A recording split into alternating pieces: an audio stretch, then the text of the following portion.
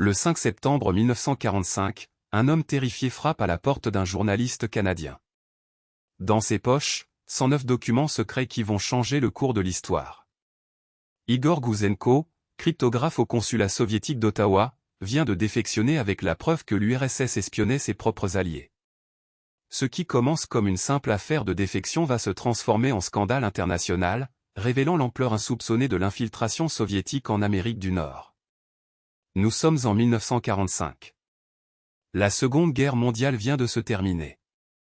Les Alliés, qui viennent de vaincre le nazisme ensemble, devraient être unis.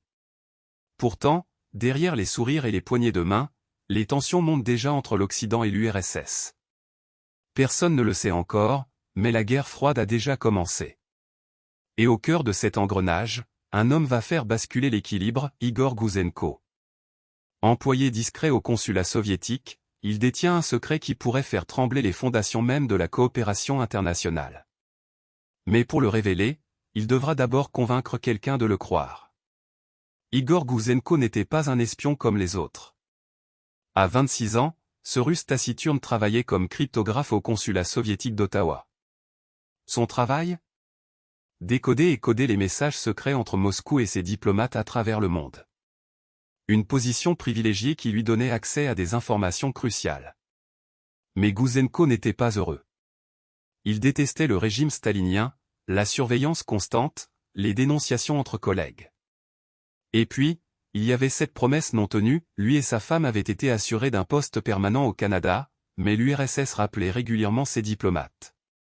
Le 5 septembre 1945, après avoir appris qu'il serait rappelé à Moscou, Gouzenko prend une décision qui va changer sa vie, il va tout révéler. Avec 109 documents secrets soigneusement sélectionnés, il quitte le consulat, laissant derrière lui sa vie d'avant.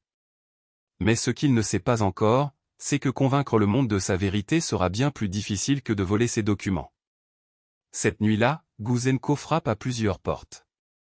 D'abord celle du Ottawa Journal, puis celle du ministère de la Justice. Partout, on le repousse, on ne le croit pas. Un espion soviétique qui débarque avec des documents secrets ? Trop beau pour être vrai.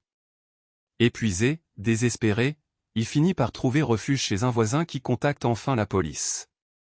Les preuves qu'il transporte sont explosives, liste d'agents soviétiques infiltrés dans l'armée canadienne, plan pour voler des secrets nucléaires, preuves d'espionnage industriel massif.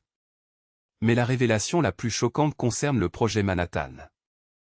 Les documents montrent que l'URSS avait réussi à placer des agents à l'intérieur même du programme américain de développement de la bombe atomique. La guerre était déjà mondiale, mais personne ne le savait encore. Le gouvernement canadien, d'abord réticent, finit par agir. Mais les répercussions vont bien au-delà des frontières canadiennes. Les révélations de Gouzenko déclenchent une onde de choc planétaire. Au Canada, 39 personnes sont arrêtées, 18 condamnées.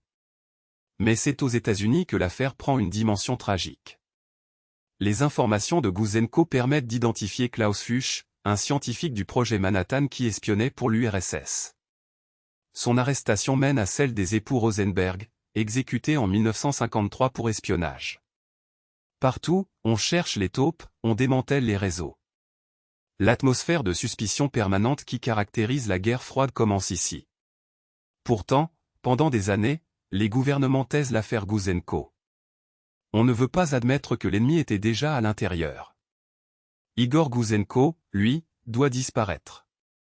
Sous une nouvelle identité, protégé par la police, il vivra caché jusqu'à sa mort en 1982.